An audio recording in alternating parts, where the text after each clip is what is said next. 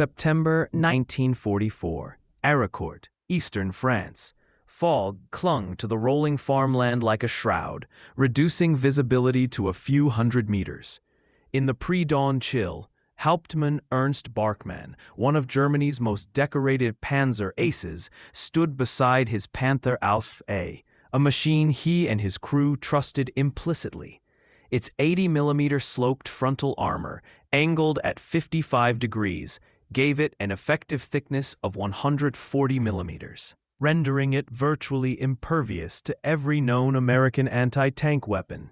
Its 75mm KWK-42 L-70 gun could punch through a Sherman's hull at 2,000 meters, a range where the American 75mm gun was useless. To Barkmann and his men, the M4 Sherman wasn't just outmatched, it was a death trap. Nicknamed the Ronson after the cigarette lighter slogan, "White's first time, every time." As his Panther column advanced through the mist, Barkmann expected a rout. What he got was annihilation. At 0800 hours, a flash tore through the fog. An infernal crack, not the dull thud of a ricochet, but the sharp, clean report of armor being punched straight through, shattered his turret. His Panther erupted in flames. Dragging himself from the wreckage, Barkmann's mind reeled with one question. What in God's name was that shell? The answer lay not in a new tank or a revolutionary gun, but in a tiny cylinder of tungsten carbide, a material so rare, so strategically precious, that its deployment represented one of the most calculated gambles of the entire war. This was the M93 high-velocity armor-piercing HVAP round, and its appearance at Aricourt would not only shatter German confidence, but expose the brutal arithmetic of industrial warfare that Germany could no longer win. To understand why this moment mattered, one must first grasp the full depth of the crisis facing American armored forces in 1944. The Panther tank, introduced in mid-1943, was not merely an incremental improvement over earlier German designs. It was a fundamental reimagining of armored combat. Its sloped armor deflected incoming fire. Its long-barreled gun delivered lethal accuracy at ranges where Allied tanks were blind and helpless. By the summer of 1944, after the breakout from Normandy, American tank crews faced a harrowing reality. Their primary battle tank, the M4 Sherman, was outclassed in almost every technical category. The standard 75mm M3 gun, while reliable and effective against infantry and light fortifications, was catastrophically inadequate against German heavy armor. Firing the M61 armor-piercing round at a muzzle velocity of 619 meters per second, it could penetrate only 60 millimeters of rolled homogeneous armor at 1,000 yards. Against the Panther's glacis plate, 80 millimeters thick, but sloped to present an effective barrier of 140 millimeters, the 75mm round was essentially useless. Even at point-blank range, it often ricocheted harmlessly or lodged in the armor without causing catastrophic damage. American crews quickly learned that survival depended on maneuver, numbers, and sacrifice. Doctrine dictated that Shermans must swarm German tanks, using their superior speed and radio communication to flank and attack from the sides or rear.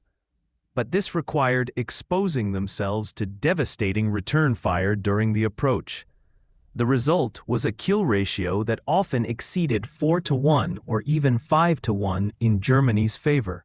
Tank battalions that entered combat with 50 Shermans might emerge with fewer than 10, their crews burned alive or crushed in twisted steel coffins.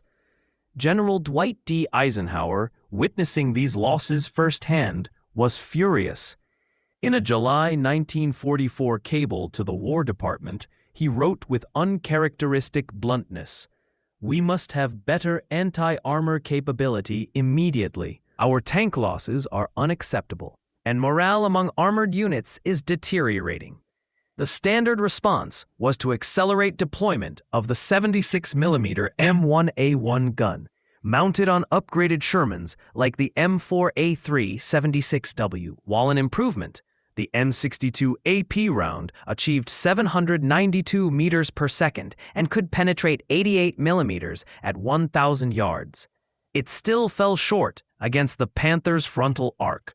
American tankers remained outgunned, out-armored, and psychologically broken, forced to fight a war of physics they could not win. Yet while crews died in the hedgerows of France, a quiet revolution was unfolding in American laboratories. The answer to the Panther wasn't a bigger gun or thicker armor. It was chemistry, specifically the strategic application of tungsten carbide. Tungsten, one of the hardest metals known to man, with a melting point of 3,422 degrees Celsius, when alloyed into carbide form, approached the hardness of diamond.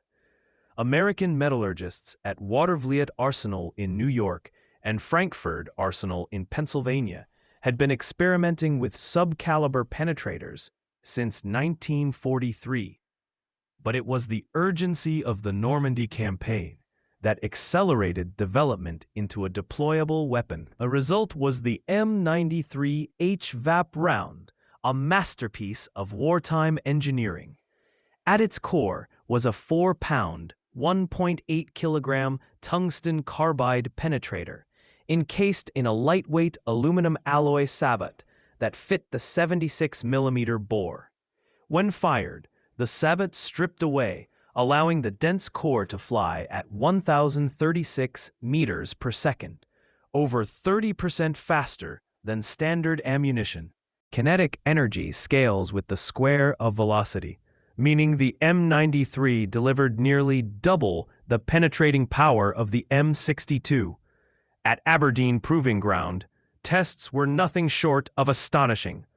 The M93 could penetrate 160 millimeters of rolled homogeneous armor at 1,000 yards, more than enough to defeat the Panther's 140 millimeters effective thickness. For the first time, Shermans could engage Panthers frontally and expect to win. The psychological impact on American crews who received the rounds was immediate and profound. They were no longer helpless. But there was a catch. A devastating, war-altering constraint. Tungsten was vanishingly scarce. The United States had no significant domestic tungsten deposits. Pre-war, the bulk of global supply came from China. But by 1944, Japanese occupation had severed that lifeline. The only remaining source was Portugal, a neutral nation that sold tungsten to both sides but under strict Allied blockade restrictions.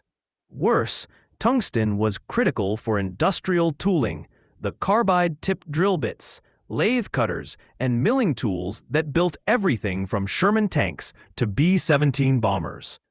Without these tools, American mass production would grind to a halt.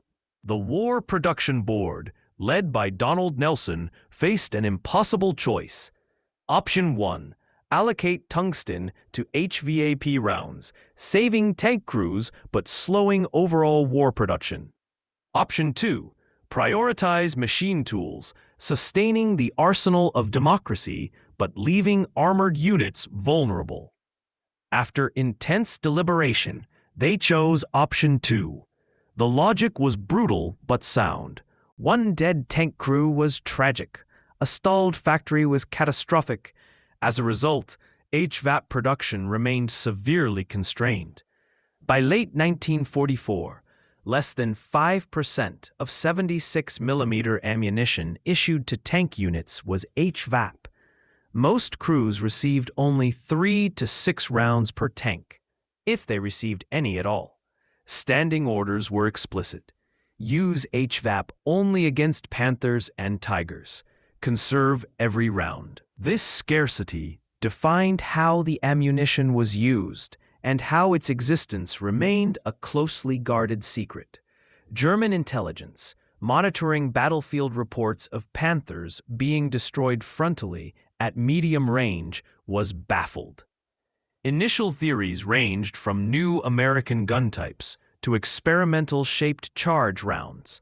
It wasn't until captured HVAP rounds were analyzed in late 1944 that the truth emerged, and with it, a deeper dread.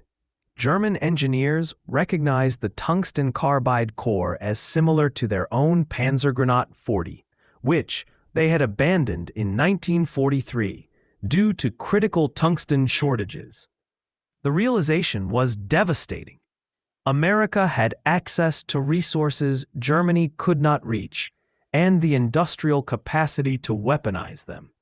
The Battle of Aricourt, fought from September 18 to 29, 1944, became the proving ground for this new reality. The German 5th Panzer Army, desperate to halt Patton's advance into Lorraine, launched a major counteroffensive spearheaded by over 200 Panthers and Panzer IVs from the 111th and 113th Panzer Brigades. Opposing them was the U.S. 4th Armored Division, including Lieutenant Colonel Creighton Abrams' 37th Tank Battalion. Crucially, Abrams' unit had received a small allocation of M93 HVAP, perhaps 20 to 30 rounds per company. Abrams, a hard-driving commander, who would later become Army Chief of Staff, understood the round's value. He issued strict orders: save HVAP for Panthers. Make every shot count. On the fog-shrouded morning of September 19th, German panzer commanders, veterans of Kursk and Normandy, saw an opportunity. Fog negated American air superiority and allowed close-range engagements where their armor ruled. They advanced confidently, expecting to crush the Shermans as they had so many times before. They were wrong. Sergeant Francis Baker, gunner in an M4A376, spotted 3 Panthers at 800 yards. Standard doctrine demanded retreat or a risky flanking maneuver. Instead, his commander ordered, "Load HVAP, engage frontally." Baker fired. The tungsten core punched through the Panther's glacis like paper, igniting fuel and ammunition in a fireball. He traversed, fired again. Second Panther destroyed. The third tried to reverse. Baker's third HVAP round pierced its turret face, killing the crew instantly. 3 shots, 3 Panthers, all frontal kills. Across the battlefield, a pattern repeated. American crews, carefully rationing their precious HVAP, engaged Panthers head-on. German radio traffic grew frantic. Enemy tanks firing unknown ammunition. Frontal armor defeats ineffective. In 3 days of intense fighting, Abrams' battalion destroyed 86 German tanks, mostly Panthers, for the loss of 25 Shermans. A 3.4-to-1 kill ratio, unheard of against German heavy armor. But the real victory was psychological. The myth of Panther invincibility, the one thing that gave German crews the confidence to advance aggressively, was shattered. Reports from late 1944 describe Panther paralysis, a growing reluctance among even veteran crews to engage American armor, fearing that any Sherman might carry the golden bullet that could kill them frontally. This wasn't just a tactical defeat. It was mathematical proof that the industrial war was lost. Germany's entire armored doctrine had been built on qualitative superiority, the belief that better tanks could compensate for numerical inferiority. But if American Shermans could now penetrate Panther armor at combat ranges, that advantage evaporated. The equation of war had shifted. Industrial capacity now mattered more than vehicle quality.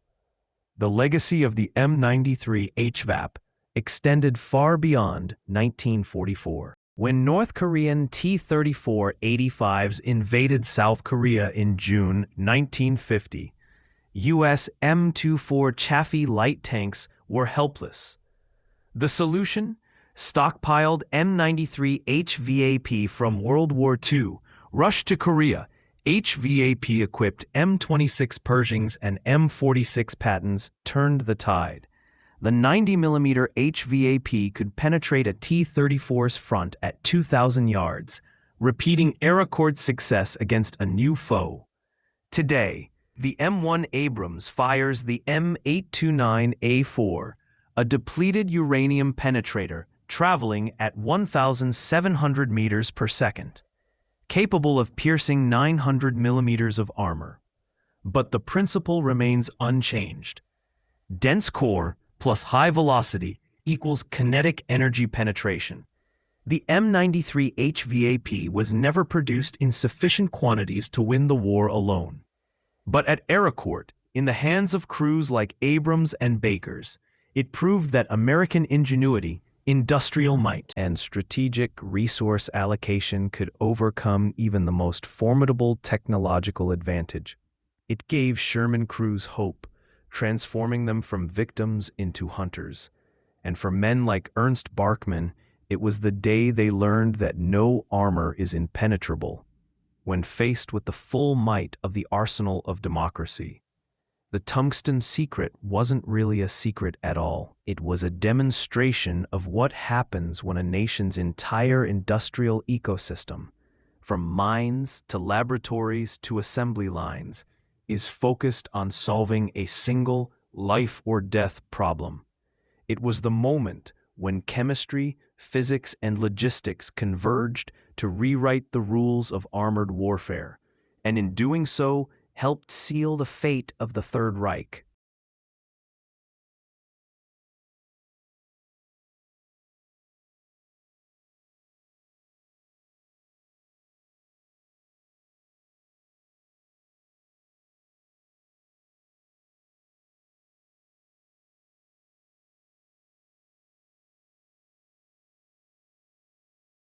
The question of who was the greatest Allied general of World War II isn't about crowning a single hero. It's about understanding how different kinds of leadership at different times and places converged to defeat tyranny. From the boardrooms of strategy to the mud of the front lines, victory was built by planners, warriors, diplomats, and logisticians working in concert. Their legacy reminds us that greatness in war isn't just about bold charges or dramatic speeches. It's about judgment, resilience, and the quiet courage to make impossible decisions when the world hangs in the balance. If you believe history should be explored with depth, nuance, and respect for the complexity of human leadership, subscribe to this channel. We go beyond the myths to uncover the real stories of World War II, meticulously researched, rigorously analyzed, and told without sensationalism. Because the truth of history isn't found in headlines, it's found in the detail. And those who shaped our world deserve nothing less than the full truth.